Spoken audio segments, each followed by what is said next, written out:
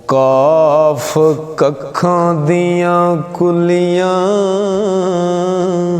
ਰਹਿਣ ਖਲੀਆਂ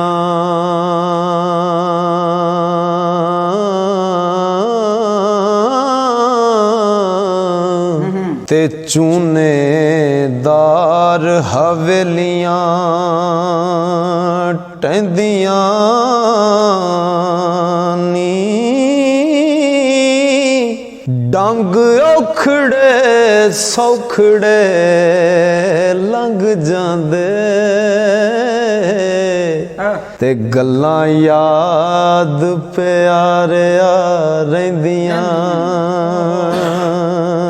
ਨੀ ਉਹ ਜਦੋਂ ਮੌਤ ਨਿਵਾਣੀ ਦਾ ਪਵੇ ਫੇਰਾ ਮਹਿੰਦੀਆਂ ਹੱਥਾਂ ਤੇ ਲੱਗੀਆਂ ਰਹਿੰਦੀਆਂ ਨੀ ਮੁਹੰਮਦ ਬੂਟਿਆ ਉਦੋਂ ਮਾਪੇ ਯਾਦ ਆਵਣ